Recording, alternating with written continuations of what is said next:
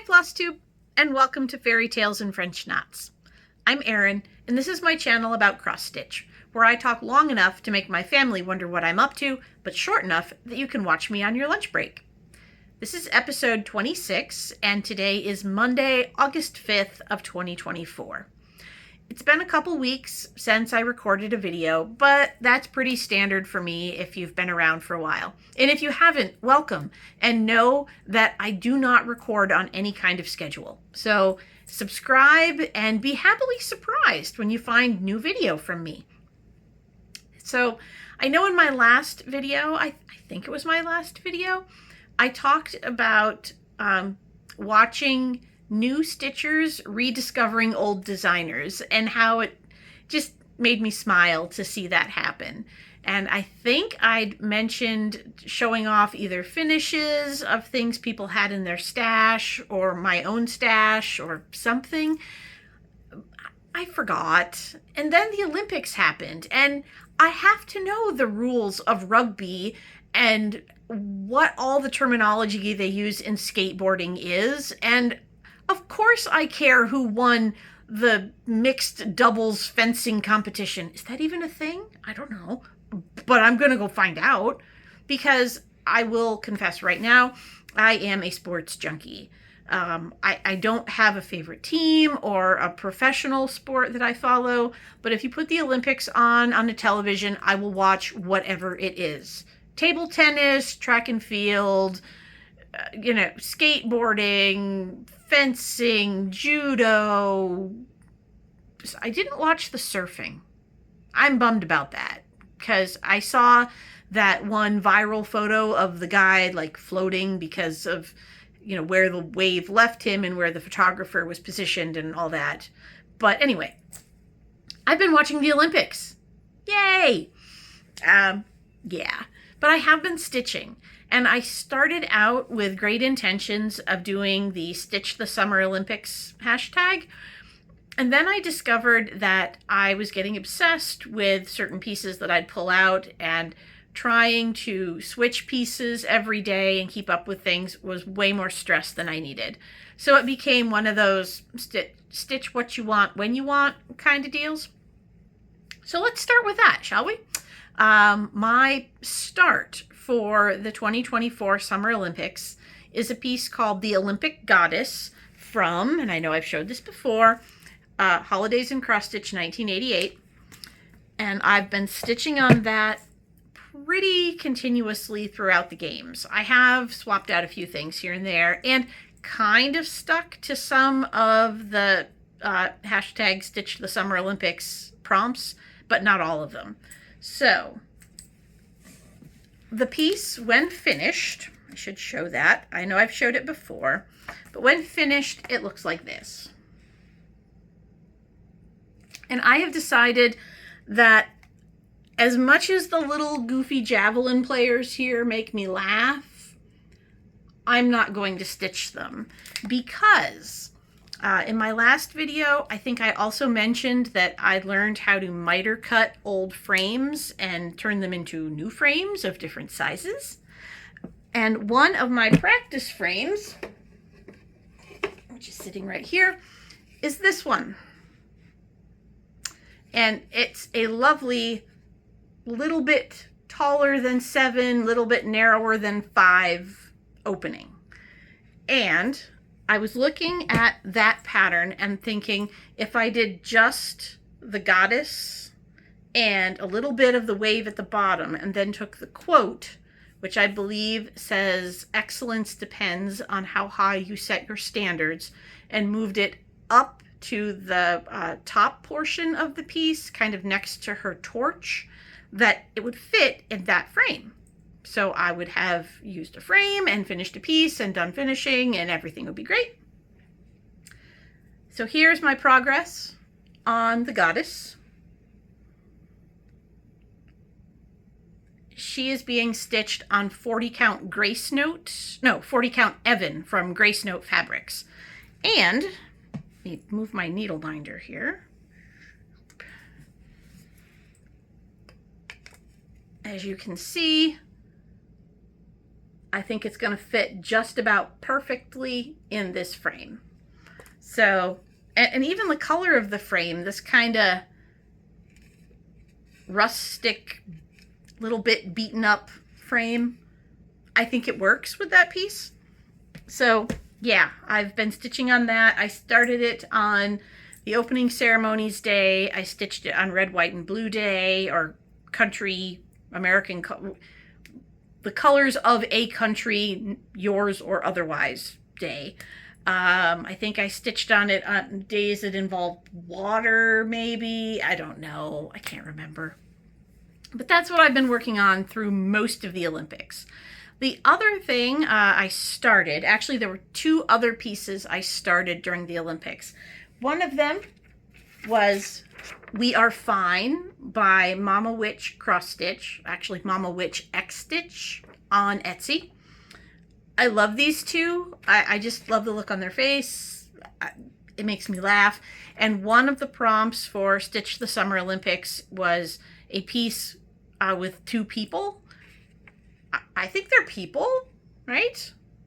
So I started that on a piece of fabric that I got in a mystery bag from Night Stalker's Calling. And the piece of fabric is called Twilight Zone. So there's Mr. Pumpkin and his little ghosty, and I think it will look really great on this fabric. It's a little more blue than it's coming in my camera, but yeah, it's a 28 count Lugana, I believe. So that was my one start. And the other thing I started was something I picked up at StitchCon on the freebie table last year, which is an Owl Forest, actually the remnants of an Owl Forest kit.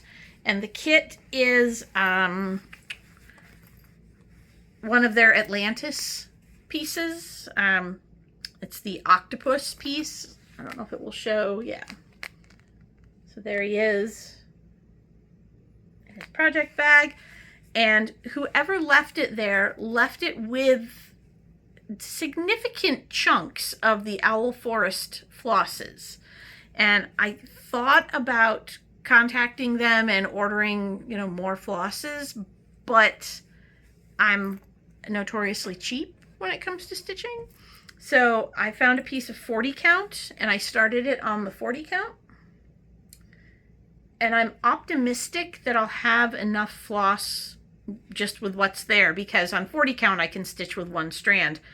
The one thing I did notice is that this house here, the roof up here and the side is all the same floss. It's the same color.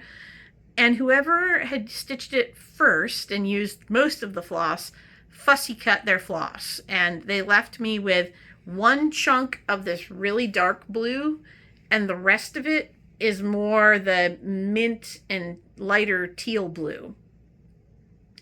So I don't think it matters that much. I could probably go through my DMC and find something close to that dark blue and maybe find some random spots to sub it in.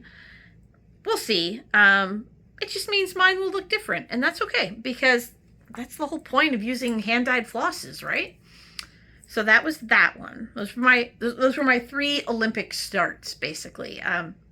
The Olympic Goddess, We Are Fine, and the Atlantis Octopus piece. So I've been working on those. Also, I started a piece for the Bring Out Your Kits stitch along, which came from StitchCon this year. And it is this lovely Stone Creek piece.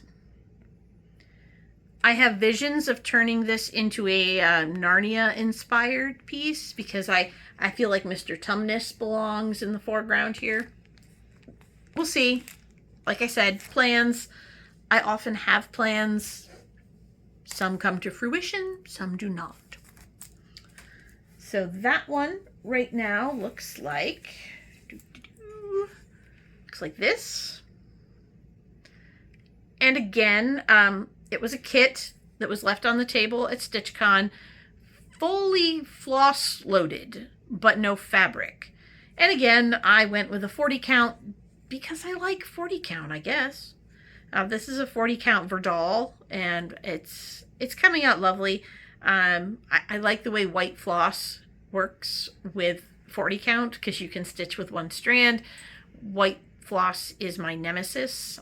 I feel like there's other people out there who can relate. So again, there's that. We've got the tree. I think this is the beginnings of the bridge, and then the darker trees in the background. So working on that. Update on my whip goes for July. One of the calls was my Three Maids a Sailing piece, which is also from one of those Holidays and Cross Stitch books. And here is my progress on that. Here I worked on this, the third sail over here. A little bit of this. This is actually the hat of the girl in this boat, the second boat. So I'm not going to take it out of the project bag. I don't think I need to right now for what I've got done. But that piece is frustrating to work on because that book, the entire book is charted. All the charts are in colored pencil. They're lovely charts, but years have not been kind to the colors in the printing processes. I tried to photocopy them, and that was a bad idea because there's like 3 shades of blue that all look the same when photocopied and printed. So it's a tough slog, but it's coming out nicely. It's really lovely. And I love the quilt sails on the boats. So I'll keep working. It'll go eventually. And the other one that I think I've been working on since my last video, I don't think I've showed here, is the primitive needle piece I've been working on of female arts. I don't think this is a great picture of it, but it says, of female arts in usefulness, the needle far exceeds the rest. In ornament, there's no device affords adorning half so nice. And it is stitched in Soie d'Alger, looks like a green color on 40 count Heritage from Picture This Plus. Mine is on 40 count, but not Heritage. It's a 40 count limited edition from Color and Cotton using some blue-green floss.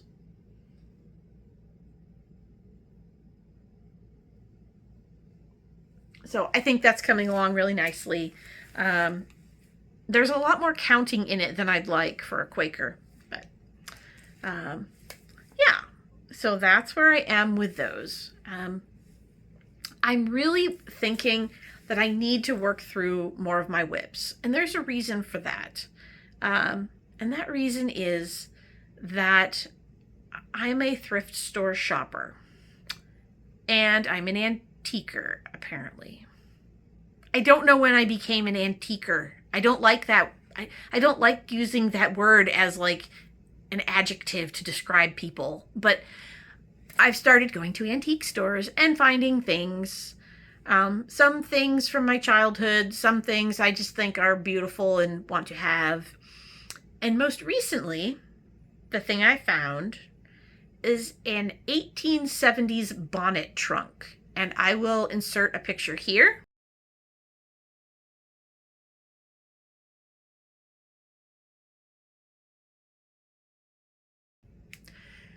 And it was not inexpensive. But if you've watched any of my earlier videos or followed me, talked to me in person at all, you know one of the things that I have done and enjoy doing is refinishing old jewelry boxes with needlework and making them into either something for, holding scissors or putting more jewelry in if you want.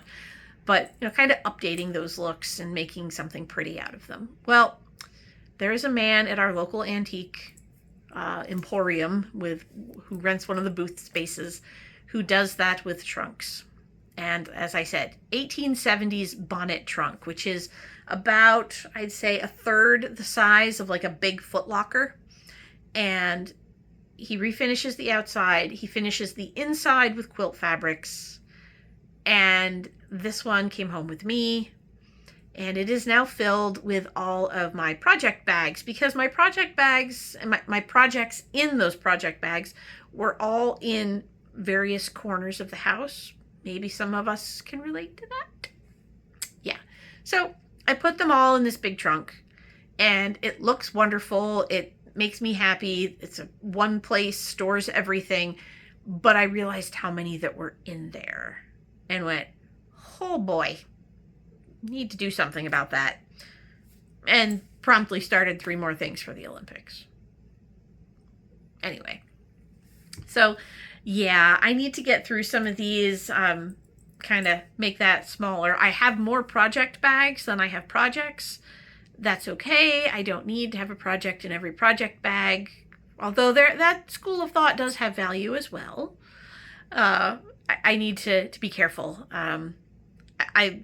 I will become overwhelmed by my whips, and then I'll stop working on any of them. So having too many whips is not a place where it's not good headspace for me. So if you are, more power to you. If that works for you, awesome. Love it. Love it for you. Not for me.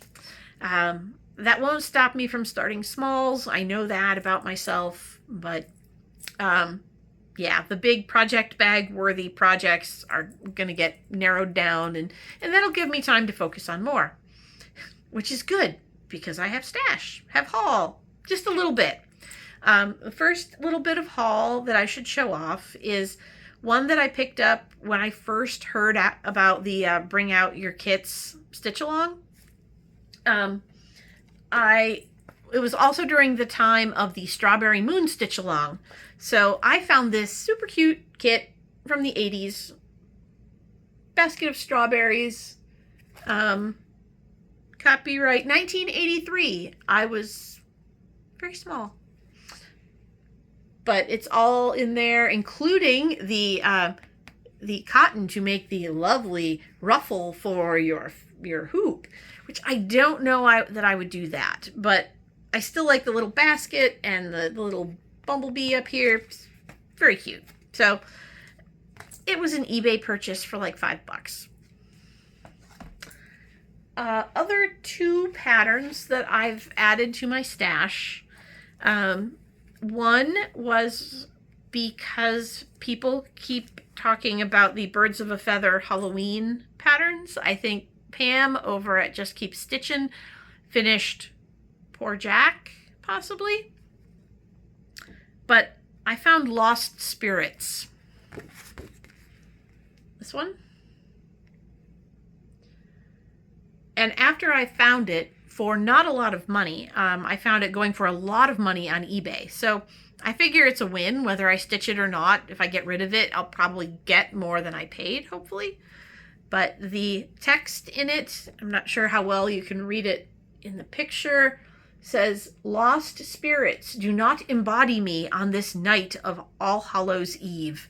And then it's got the little pumpkin girl who kind of, maybe she's a partner to Poor Jack, because she's got her little dress on and her little cat with his little pumpkin head. So I thought that was cute. And the other one, I think I got this one in a stash unload group on Facebook, was Fancy That's Rabbit on Wheels. I have no intention of stitching this bottom. I think I want to do just the rabbit and finish them as a stand-up. So that would be cute for my spring displays. So that's what I've been up to for the past 2 or 3 weeks. You know, watching sports that I'll never see on TV again for another 4 years, and stitching on little bits of things in all different places. I also wanted to, since I mentioned I have been in the antique store, wanted to mention that I've picked up a new book, and I think I did this once, like back in like episode 3 or something. I talked about books that I've been reading because this is fairy tales and French knots. So it seemed like, what's Erin reading could be an interesting little segment. I tried it once and didn't do it again. But the book that I most recently have discovered is not a lengthy novel or any kind of heavy reading, but it was a book I'd never seen before and I could not resist picking up. And it's called Willie Was Different, The Tale of an Ugly Thrushling by Molly and Norman Rockwell. And the cover got me, for one thing, because my mother every year had a Norman Rockwell calendar in our kitchen. So I'd never seen this book. I did not know this book existed.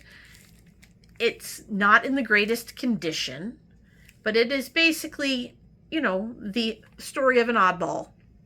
And I have a soft spot for oddballs. And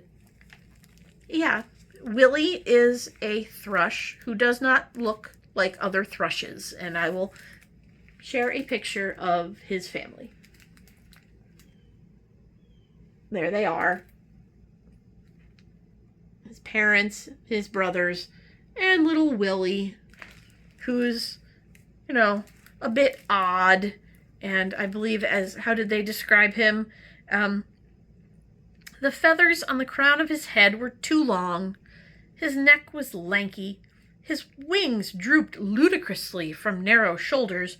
And worst of all, for a thrush, even as a baby, he was unmistakably pigeon-toed. All this they might have forgiven if he had shown any sign of shame, but as a matter of fact, he seemed quite pleased with himself. Only his mother yearned over him, partly, perhaps, because he was so droll and oddly independent. And I have a fondness for the droll and oddly independent among us, so I had to pick up this book, and yes, I did cover the dust jacket because it was a little beaten. So it's a cute story. Basically, Willie finds, as you might guess from the picture on the cover, he finds a human flautist and decides that he will become the next great composer. And I will leave it at that if you'd like to go read the story of how Willie was different. And in the meantime, keep on stitching, and I'll see you next time. Bye.